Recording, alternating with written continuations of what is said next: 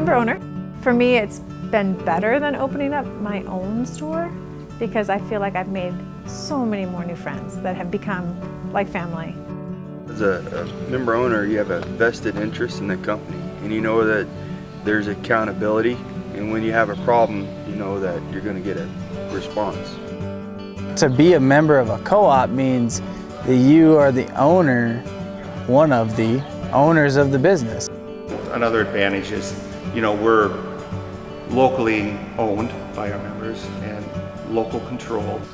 A community has needs. Only the members will understand what those needs are and how a co-op might best be organized to fill those needs.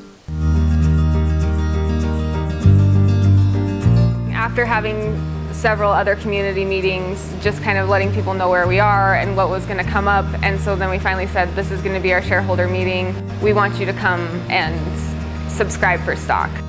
You can buy as many preferred stock shares as you want.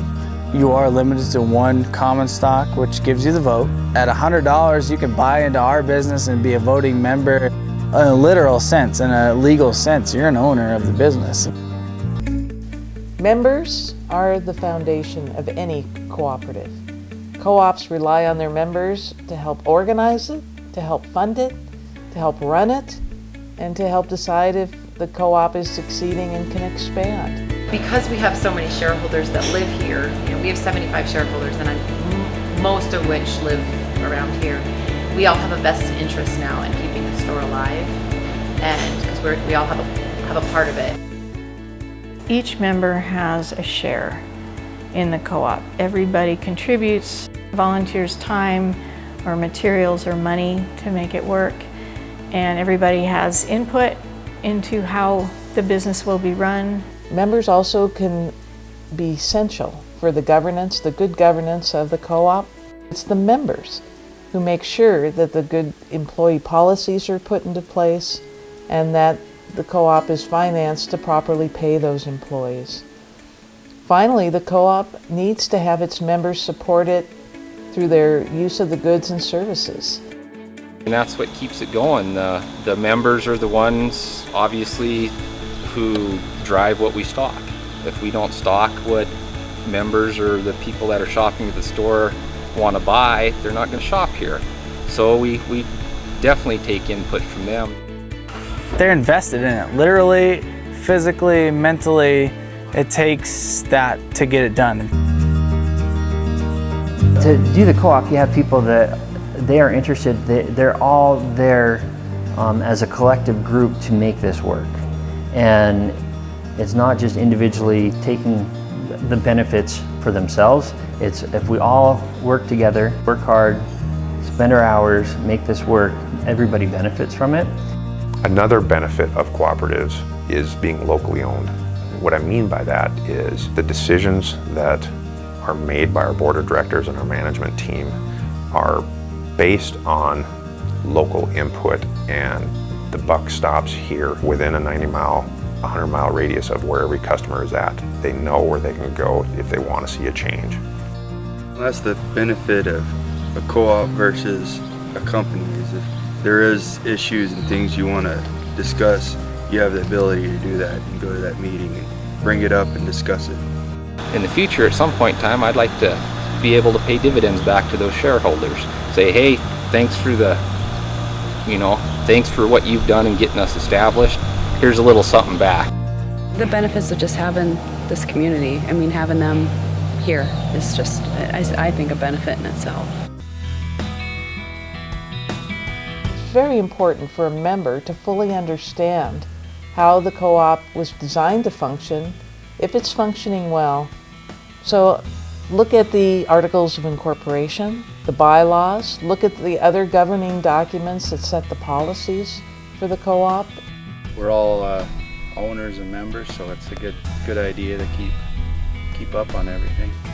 You can understand more about your co-op by going to the annual membership meeting. The annual meeting is for all shareholders to attend and then to elect board members and any major decisions that need to be made.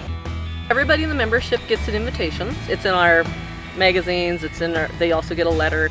It's a luncheon that we have, and then we get up there and I get to speak, and our board president speaks.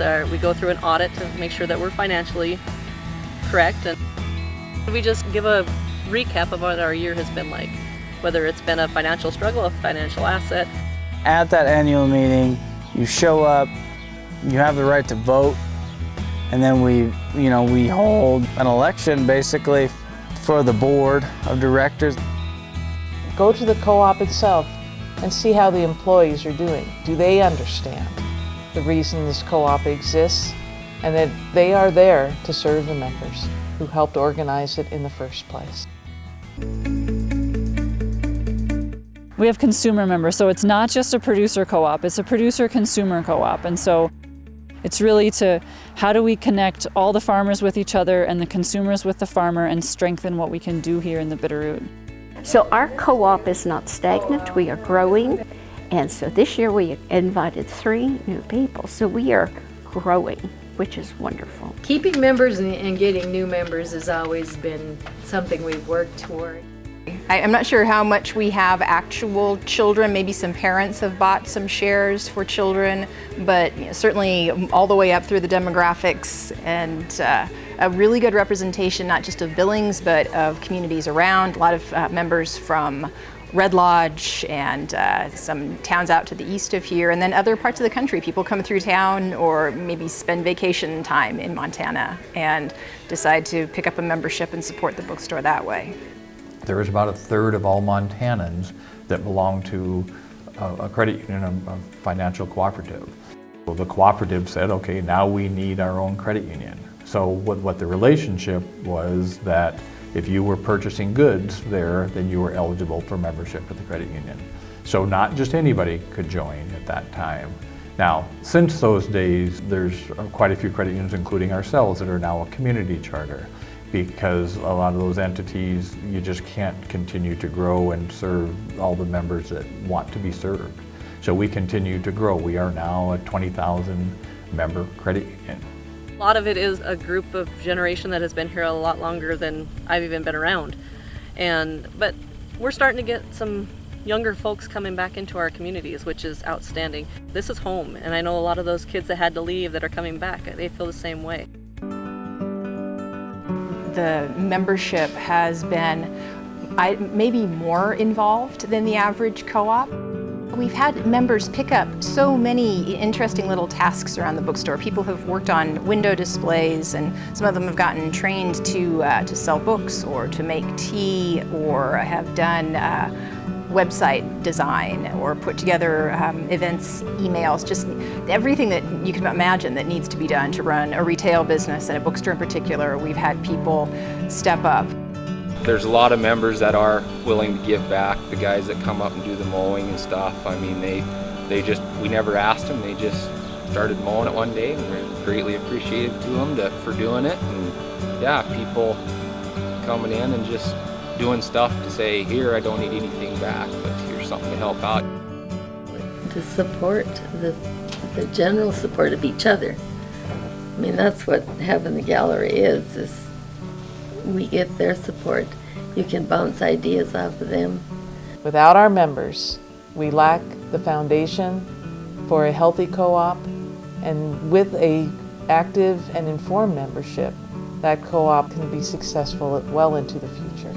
The members need to serve on boards of directors. They need to encourage their friends and family to patronize the co-op.